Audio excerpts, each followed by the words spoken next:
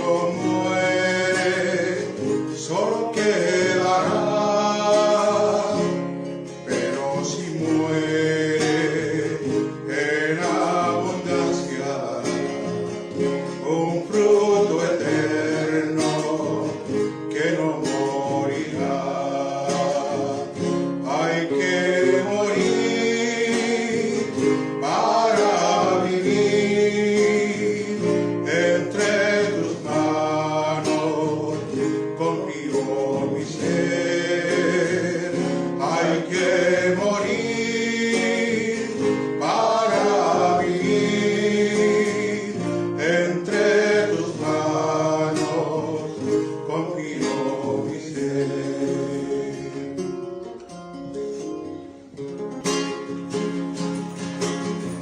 Vuelvan los ojos hacia el Señor y despierten su amor. Canten por Él con el corazón. Él es el Salvador. Él es nuestro Señor.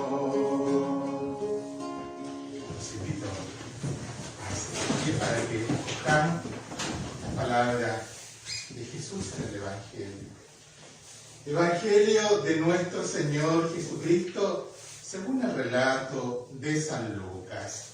Gloria a ti, Señor Jesús. Se levantó un legista y le dijo, pero para ponerlo a prueba a Jesús: Maestro, ¿qué de hacer para tener la herencia en la vida eterna? Jesús le dice, ¿qué está escrito en la ley? ¿Cómo lees? Respondió, amarás al Señor tu Dios con todo tu corazón, con toda tu alma y con todas tus fuerzas y con toda tu mente, y a tu prójimo como a ti mismo. Has respondido muy bien, le dice Jesús. Haz eso y vivirás. Pero él, queriendo justificarse, le dice a Jesús, ¿y quién es mi prójimo? Entonces Jesús le dice, bajaba un hombre de Jerusalén a Jericó. Cayó en manos de los salteadores, que después de despojarle y golpearle, se fueron dejándolo casi sin vida. Por casualidad, bajaba por aquel camino un sacerdote del templo. Al verle, dio un rodeo. De igual modo, un levita que pasaba por aquel sitio le vio, pero dio un rodeo. Un samaritano que iba de camino llegó junto a él y al verlo tuvo compasión. Acercándose vendó sus heridas, echando en ellas aceite y vino, y montándole sobre su propia cabalgadura, le llevó a una posada y cuidó de él. Al día siguiente, sacando 2 denarios, se los dio al posadero y le dijo, cuida de él. Si gastas algo más, te lo pagaré cuando vuelva. ¿Quién de estos 3 te parece que fue prójimo del que cayó en mano de los salteadores? Y él le dijo, el que practicó la misericordia con ese hombre. Jesús le dijo, vete, ya tú lo mismo. Palabra del Señor. Gloria a ti, Señor Jesús.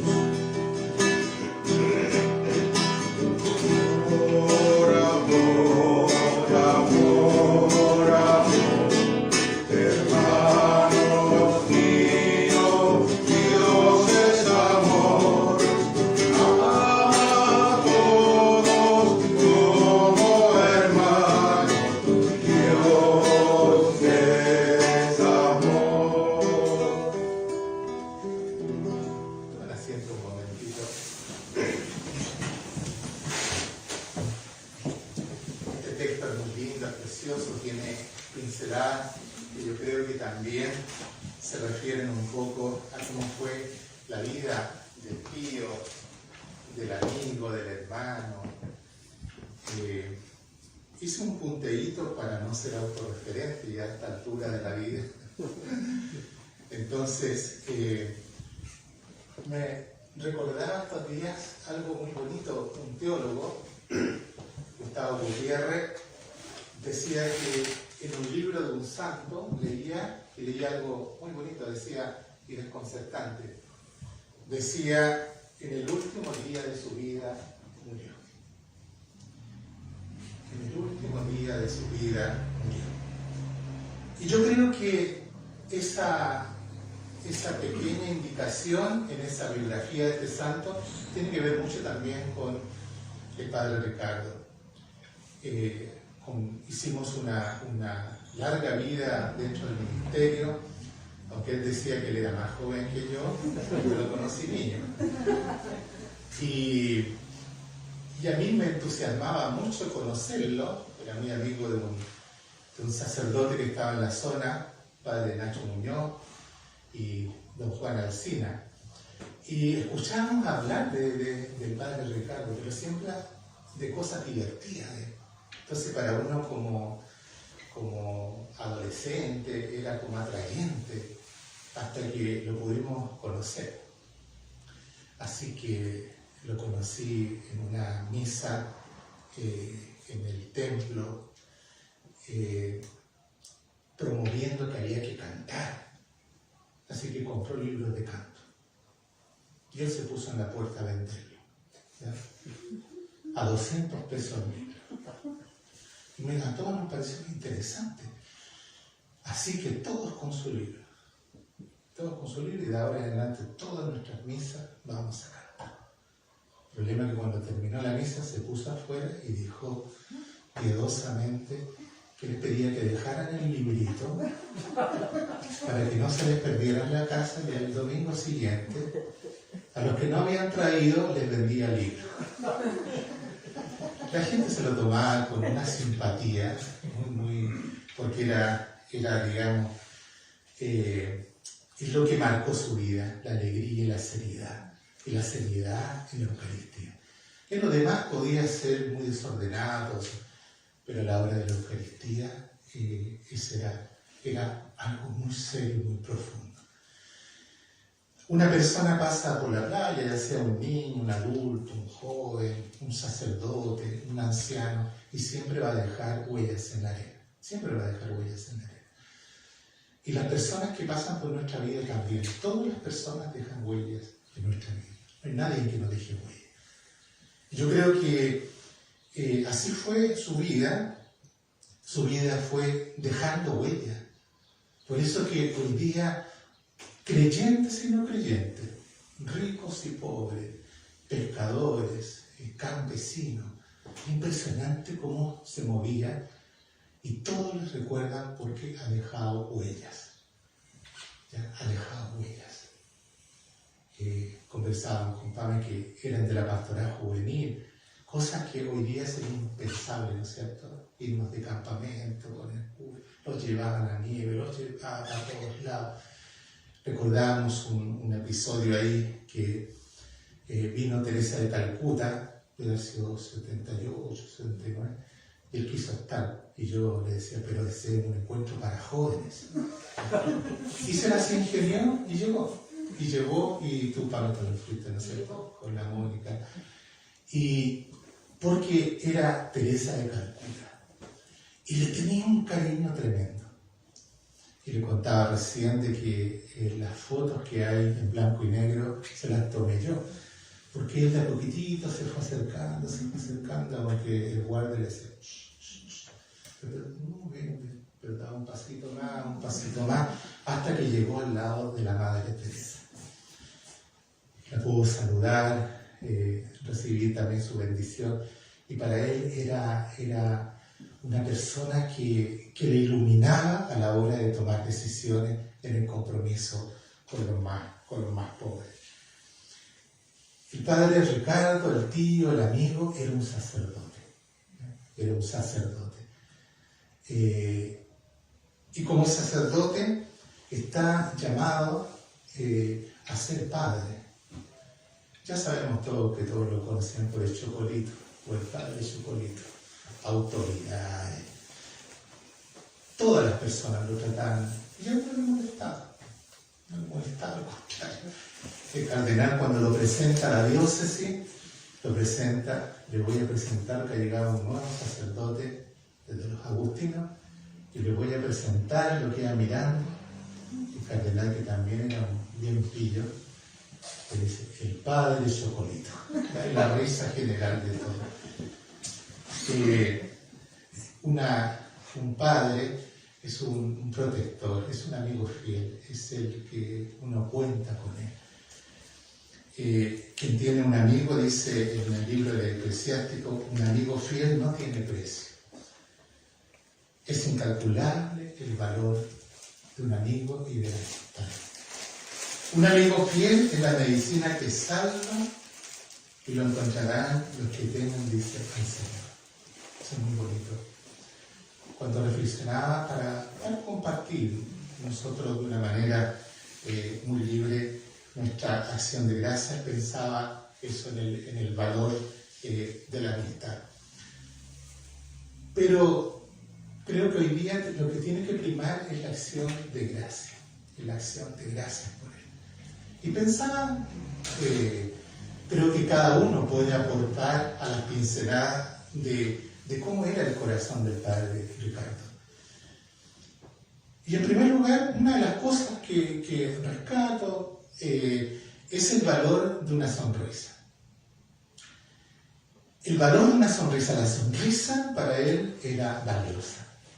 Era la llave de entrada. Se reía de sí mismo, se reía de los demás, pero sobre todo tenía una capacidad de reírse de sí mismo.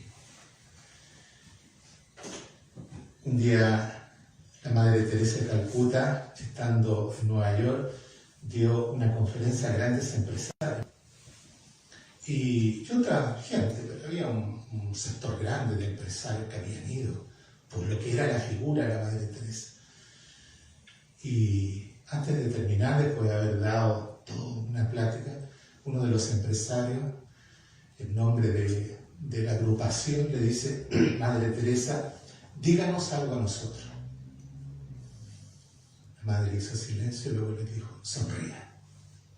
Y se terminó la charla. Sonría. Me recuerda también, y lo conversamos mucho con Ricardo, sobre una bienaventuranza de Juan 23, el Papa anciano, que era muy gracioso, era muy divertido. Todo se lo tomaba con mucha alegría. Y decía, felices los que saben reírse de sí mismos, porque nunca terminarán de divertirse. Decía como una bienaventuranza, un poco decía irreverente, pero eso, felices los que saben reírse de sí mismos, porque nunca terminarán de divertirse. Y después agregaba, y así Dios no se reirá de nosotros por la pobre mercadería que vamos a intentar ofrecerle, porque nos conocen. Entonces, esa era una característica, la sonrisa, la alegría, todo pasarlo. Es cierto, había momentos difíciles, momentos dolorosos, pero sobre todo la alegría, tomarse las cosas con sencillez, hacer de la vida un tejido sencillo. Eso lo podemos decir todos los que estuvimos con él. Como al atardecer todo se tejía de manera sencilla. Otro puntito que tenía es ser pan. Es una oración muy bonita, muy antigua, que dice, puede que sea bonito, pero desde luego que no es nada fácil hacerse pan.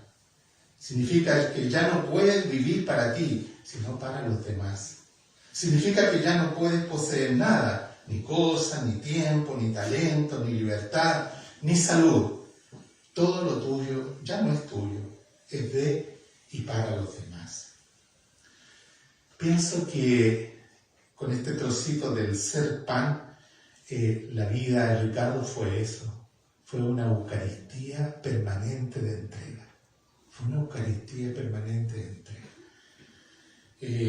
Preparada con seriedad.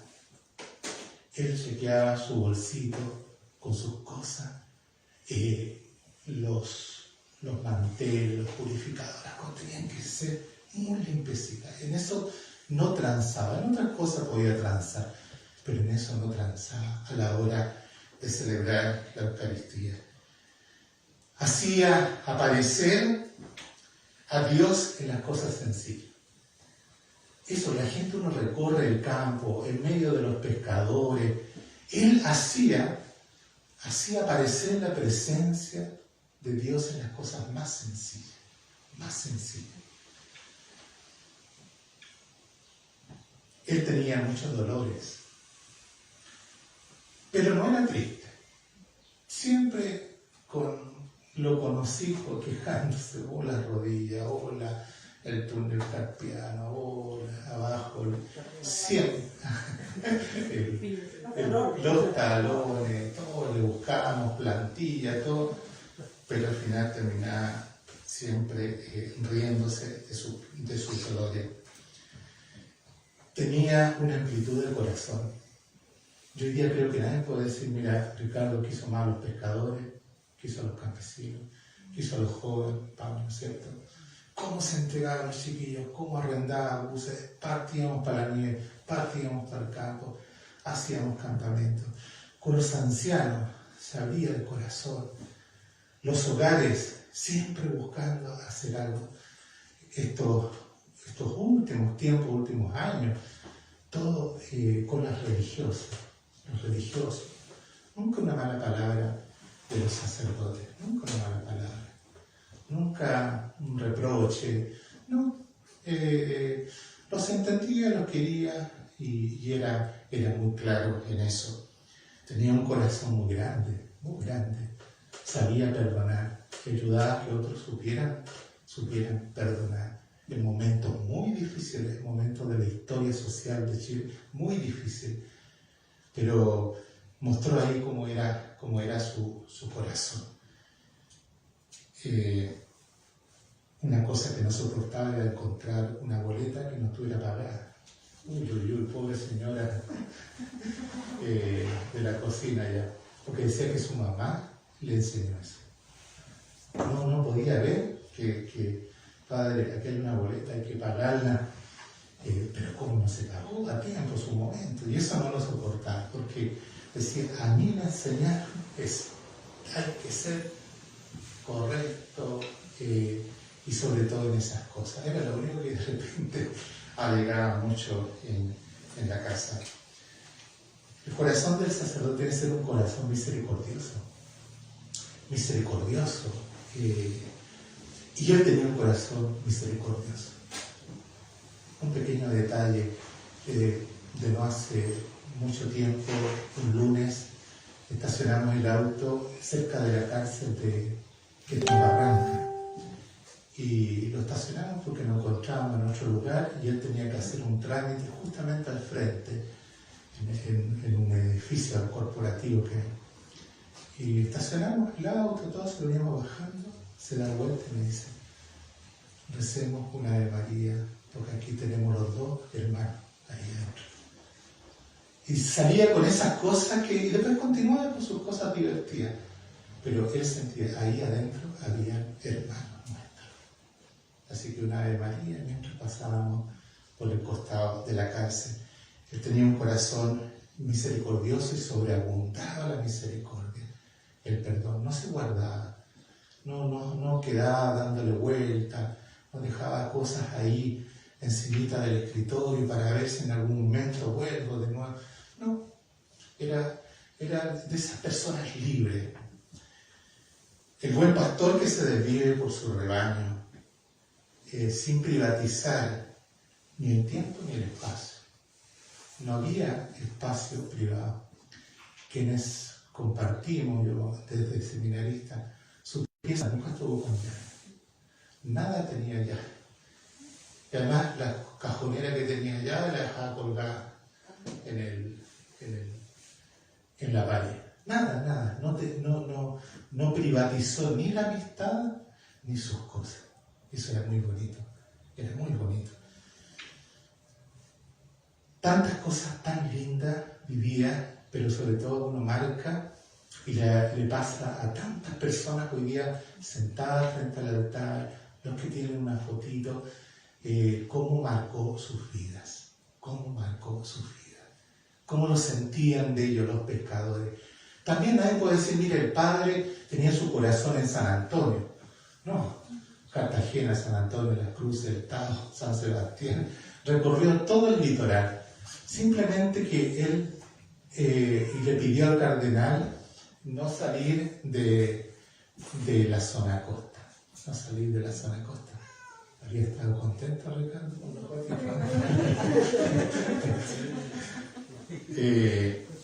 Por eso yo creo que hoy día es hacer una acción de gracia. Hacer una acción de gracia les recuerda muchos sacerdotes. Él de alguna manera fue iluminador también de muchos obispos jóvenes hoy día del episcopado, pudieron también hacer su año pastoral, estar cerca, realmente fue marcador. Para terminar, recordaba algunas cosas. Quería darle gracias al Señor por el inmenso regalo de la vida del tío Ricardo. Sacerdote de Jesucristo. Por largo tiempo la diócesis de Melipilla, incansable apóstol, misionero de la bondad, de la misericordia y de las cosas sencillas, En este día de su primer aniversario queremos dar gracias, creo, interpretando a tantas personas que se han comunicado en estos días, porque fue un prolongador de la presencia cercana y amigable de Jesús. Presencia amable, respetuosa, tierna y liberadora. Y respetuosa en el sentido de que hacía muchas bromas a personas mayores, jóvenes, pero nunca les faltó el respeto. Y eso la gente hoy día lo recuerda. Nunca faltó el respeto. Pero gozaban con su alegría. Su amor por la Eucaristía, sus momentos de silencio, cuando oraba, era el único momento que se cerraba la puerta de la pieza. O se iba silencioso a la Eucaristía, o silencioso al templo. Y ahí hacía oración.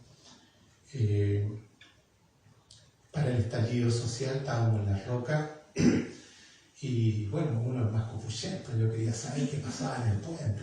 Entonces me dijo, anda nomás. Anda tú nomás. Entonces yo lo veía que sí estaba preocupado porque se sabía de incendios, etc. Y él se quedó en la puerta.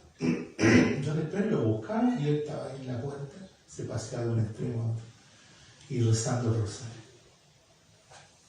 Entonces yo le traía todas las novedades, todo lo que había llegado corriendo ahí, y me dice, le digo, ¿y tú qué estás haciendo?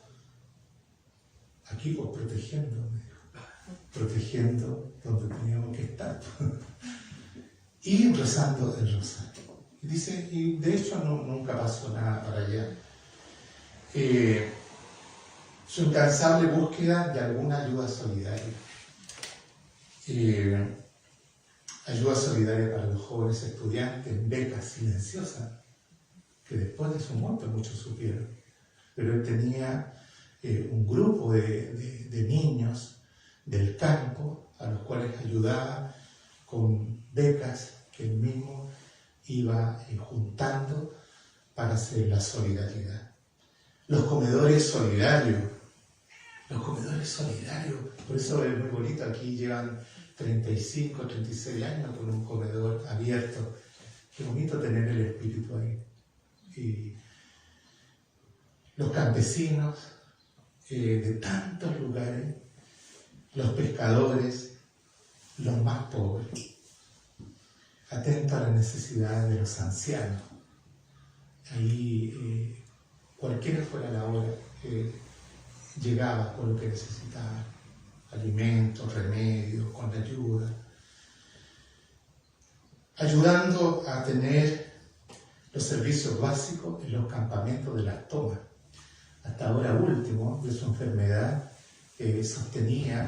buscó recursos para comprar unos inmensos tambores de plástico para que pudieran hacer conexiones y repartir agua en las tomas. No cuestionaba la toma, sino que decía, necesitan agua.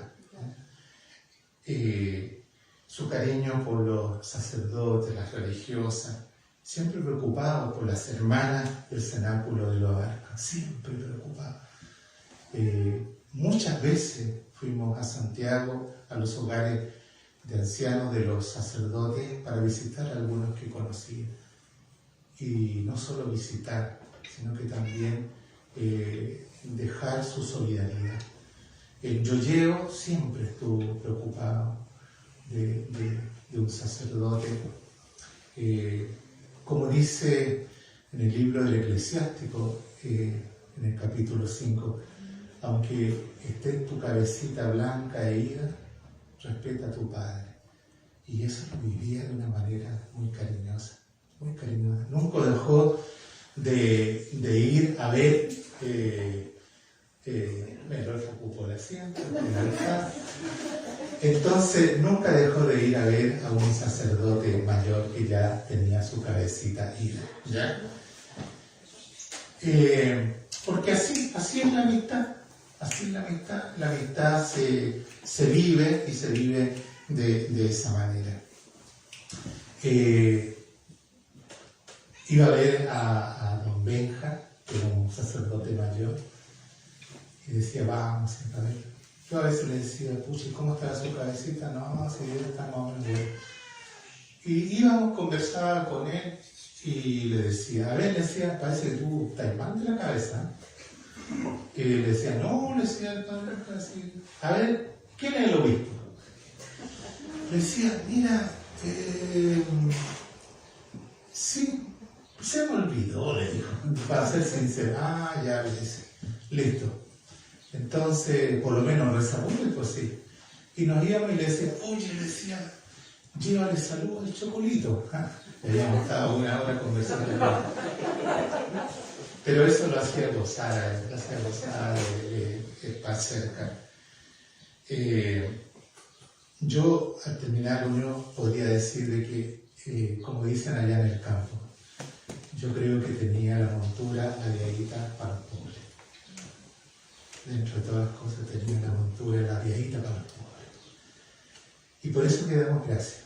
Y damos gracias por una persona que nos educó, nos enseñó cómo se respeta a la persona. Cómo la persona pasa a ser el centro en tu vida.